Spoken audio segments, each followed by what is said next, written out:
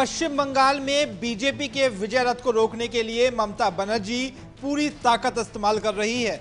यही वजह है कि अंतर्राष्ट्रीय महिला दिवस के मौके पर एक बार फिर से ममता बनर्जी अपना शक्ति प्रदर्शन करेगी।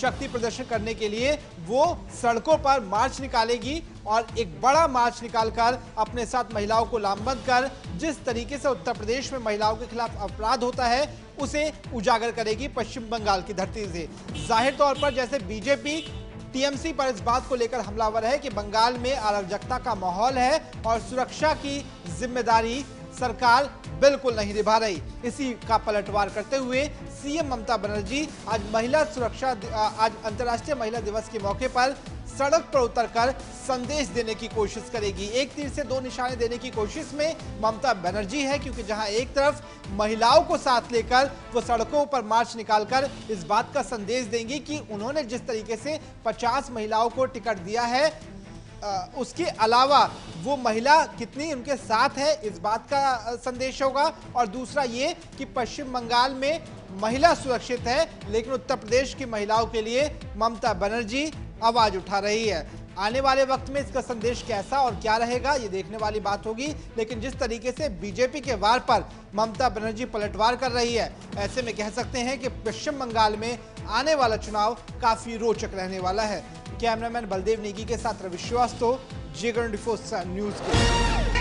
अंतर्राष्ट्रीय महिला दिवस के मौके पर आज किसान आंदोलन में महिलाओं के हवाले मंच कर दिया गया है। दिल्ली की अलग अलग सीमाएं, चाहे गाजीपुर, टिकरी, सिंघू, कोई भी बॉर्डर हो, हर जगह मंच का संचालन महिलाएं कर रही हैं। इस समय हम गाजीपुर स्टेज के ठीक सामने मौजूद हैं और यहाँ भी आप सुन सकते हैं स्टेज का जो संचालन है वो महिलाओं की तरफ से किया जा रहा है। वक्तव्य देने वाली महिलाएं हैं, अधिकतर महिलाएं नीचे बैठकर वक्तव्य सुन भी रही हैं। स्टेज पर सिर्फ महिलाओं की एंट्री है और जो हंगर स्ट्राइक गाजीपुर बॉर्डर पर रहती है उनमें भी आज करीब 21 महिलाओं ने हंगर स्ट्राइक पर हैं और जितने भी किसान पुरुष हैं वो सब स्टेज के नीचे हैं। और गाजीपुर बॉर्डर पर सुबह से ही महिलाओं की जो संख्या है वो लगातार बढ़ती जा रही है। इसके अलावा अगर बात करें, महिलाओं ने हाथों पर इनकलाबी मेहंदी लगाई है, उसको शब्द दिया गया है इनकलाबी मेहंदी।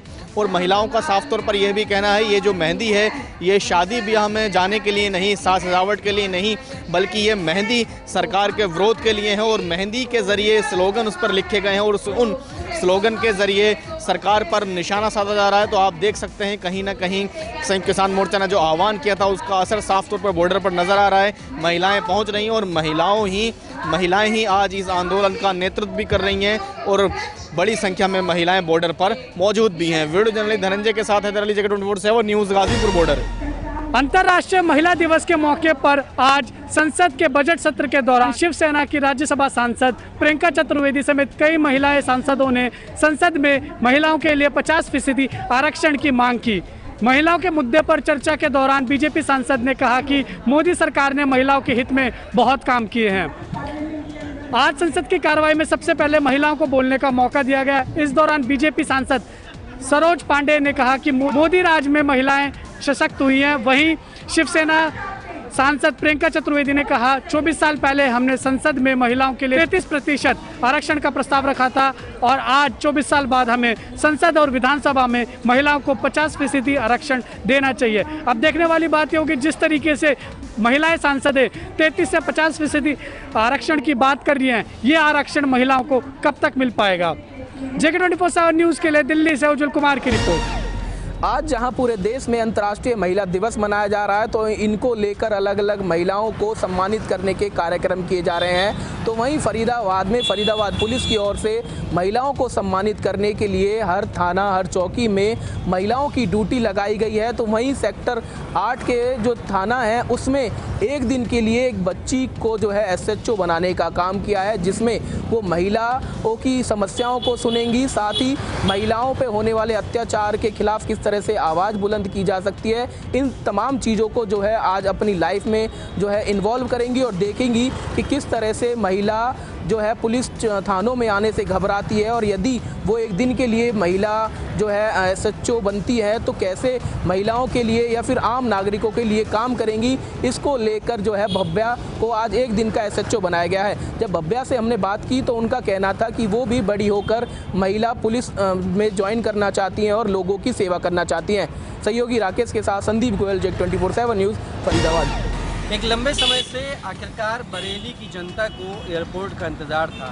न सिर्फ बरेली बल्कि उत्तर प्रदेश के तमाम शहरों से आने वाले लोगों को बरेली में उतरना भी होता था, लेकिन अब बरेली में एयरपोर्ट की सुविधा शुरू हो गई है। आज से बरेली में बन रहे एयरपोर्ट में काम शुरू हो गया है और साथ ही साथ अब दिल्ली से एवं लखनऊ के साथ साथ जिलों के बाहर से भी यानी अहमदाबाद, गुजरात और तमाम जिलों से आने वाली फ़्लाइट्स बरेली में भी रुका करेंगी। बरेली में एक भव्य, एक बड़े एयरपोर्ट का काम शुरू हो चुका है और आज से यह शुरू भी हो चुका है। बरेली का यह मुख्य एयरपोर्ट होगा जिसमें फ़िलहाल अंतर्राज्यीय फ़्लाइट्स रुका करेंगी। कैमरा पर्सन राम के साथ गौरव पांडे, JK24/7।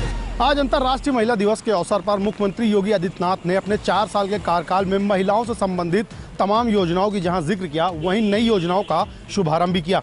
आपको बता दें कि लखनऊ को हाईटेक बनाने के साथ साथ महिला सशक्तिकरण की एक नई नींव रखने के लिए योगी आदित्यनाथ ने पुलिस में काम कर रही महिला कर्मचारियों के लिए पिंक गाड़ियाँ 160 तकरीबन पिंक गाड़ियाँ उनको अलॉट की हैं। साथ ही पिंक बूथ बनाए गए हैं ताकि आपात स्थिति में किसी भी महिला को अगर कोई समस्या होती है तो पिंक बूथ पर जा करके अपनी समस्या का निस्तारण करा सकती है।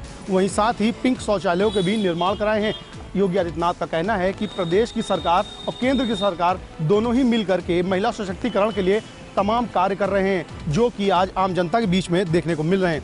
लखनऊ से कैमरा पर्सन रियाज के साथ अक्षय दत्त जोशी, JK24/7 लखनऊ। देश भर में लगातार कोरोना का संक्रमण जारी है और आंकड़े जो हैं वो 18,000 से पार हो चुके हैं। लगातार कोरोना का संक्रमण एक बार फिर बढ़ता हुआ दिखाई दे रहा है। कुछ ऐसे राज्य हैं जहां पर आंकड़ों की अगर हम बात करें तो 5,000 से ऊपर के आंकड़े रोज निकलने को आ रहे हैं और सबसे ज़्यादा देश भर में महाराष्ट्र में कोरोना का संक्रमण अभी भी हाल फिलहाल में बरकरार है। और दिल्ली जैसे जो राज्य है वहाँ पर जो आंकड़े हैं वो 300 के आसपास हैं और दिल्ली में जो होम आइसोलेशन है उनकी जो संख्या है कोरोना संक्रमितों की वो लगातार बढ़ती जा रही है, जिसको लेकर लगातार दिल्ली सरकार कोशिश कर रही है कि कोविड को नियंत्रित किया जाए। लेकिन हाल फिलहाल में कोरोना का जो अमूलचूल जो वृद्धि देखी गई है वो दिल्ली के अंदर देखी गई है। अगर बात करें हम पंजाब की तो पंजाब के मुकाबले भी दिल्ली में कोरोना संक्रमण हाल फिलहाल में रोकथाम में दिखाई दे रहा है, लेकिन बढ़ते कोरोना संक्रमण के आंकड़े लगातार ये जता रहे हैं कि अभी भी हाल फिलहाल में कोरोना संक्रमण से लोगों को कहीं ना कहीं सतर्क होने की आवश्यकता है, क्योंकि देश के तमाम ऐसे हिस्से हैं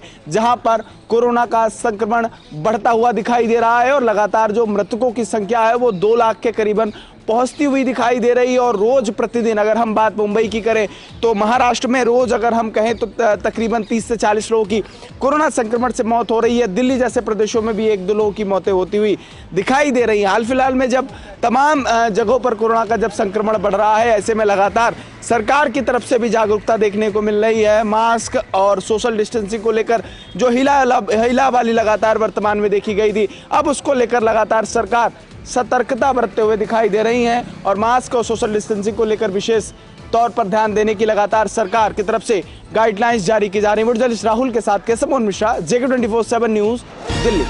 उत्तराखंड की राजनीति में इन दिनों भूचाल आया हुआ है और नेतृत्व परिवर्तन को लेकर जो हवा है वो इस समय राजनीति में गरमाई हुई है। और ये जो तमाम जो हलचल है वो शुरू हुई उस वक्त जिस वक्त बजट सत्र के बीच में मुख्यमंत्री त्रिवेंद्र सिंह रावत और तमाम विधायक राजधानी गैरसैंण से देहरादून पहुंचे और वहां पर खबर ये आई कि केंद्रीय नेतृत्व से 2 पर्यवेक्षक राजधानी देहरादून पहुंच रहे हैं, जिसके बाद उत्तराखंड बीजेपी कोर ग्रुप की बैठक होती है।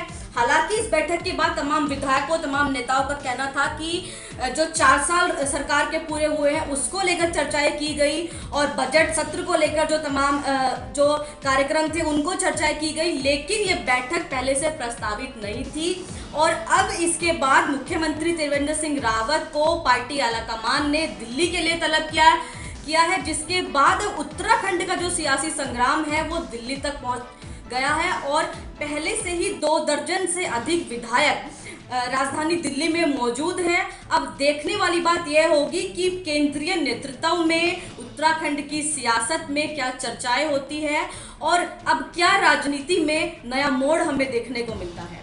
वीडियो जर्नलिस्ट तिलक शर्मा के साथ विशाखा चौधरी, JK24/7 न्यूज।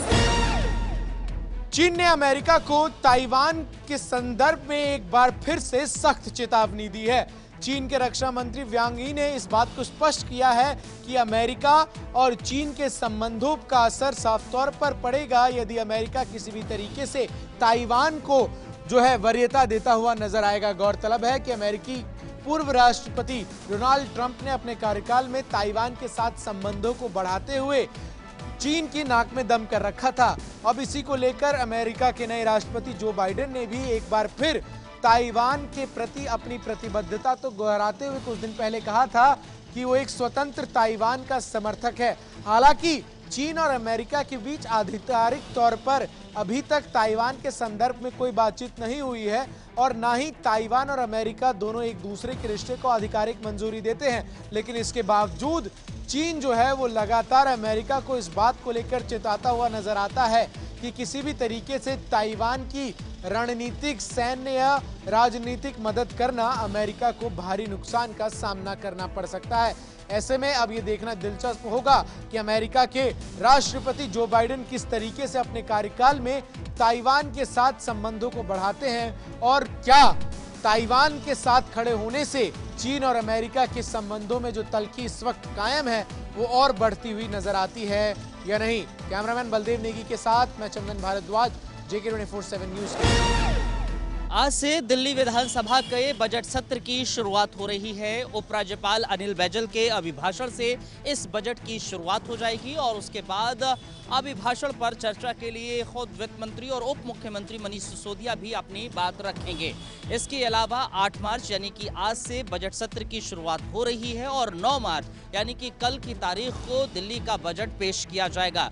इस बार दिल्ली का बजट किस लिहाज से खास होगा ये जरूर देखने वाली बात होगी, क्योंकि बजट सत्र से पहले ही मुख्यमंत्री अरविंद केजरीवाल भी मीडिया के सामने या यूं कह लीजिए देश के सामने, प्रदेश के सामने आए थे और उन्होंने शिक्षा व्यवस्था को लेकर भी बड़ा कदम दिल्ली सरकार का उठाया जो गया है उसकी भी बात कही थी। तो देखने वाली बात होगी कि बजट में क्या कुछ पेश किया जाता है। कैमरामैन बलदेव नेगी के साथ मैं अब्दुल नबी हसन, JK 24/7 न्यूज़ के। पंजाब के वित्त मंत्री मनप्रीत सिंह बादल ने आज विधानसभा के अंदर पंजाब सरकार का आखिरी और पूर्ण बजट पेश कर दिया है। मनप्रीत सिंह बादल ने इस बजट के अंदर हर वर्ग को लुभाने की कोशिश की है। खासतौर पर महिलाओं के लिए कई बड़े ऐलान किए गए हैं। उनके लिए बस किराया मुफ्त कर दिया गया है और साथ तौर पर जो पंजाब के 7 ज़िले हैं वहाँ पर जो कामकाजी महिलाएं हैं उनके लिए मुफ्त तौर पर सरकारी आवास बनाने का ऐलान किया गया है। इसके साथ ही किसानों के लिए ऋण माफ़ी और इसके साथ ही जो खेत मजदूर हैं उनके लिए भी कर्ज माफ़ी का ऐलान किया गया है। पंजाब के अंदर फसली विभिन्नता को मजबूत करने और ख़ास तौर पर जो इरिगेशन सिस्टम को मजबूत करने के लिए भी कई बड़े ऐलान जो हैं इस बजट के अंदर किए गए हैं। 4% से कम घाटे का बजट मुख्यमंत्री की मौजूदगी के अंदर मनप्रीत सिंह बादल ने आज विधानसभा के अंदर पेश किया और उनका साफ तौर पर कहना था कि उद्योगों से लेकर पंजाब का जो कृषि सेक्टर है उसके विकास के लिए सरकार पूरी तरीके से वचनबद्ध है और आने वाले समय के अंदर पेंशन योजना और ख़ास तौर पर जो छठा वेतन आयोग है उसको भी जल्दी लागू कर दिया जाएगा। कैमरामैन मोहन के साथ मैं नवदीप छापड़ा, JK 24/7 न्यूज़, चंडीगढ़।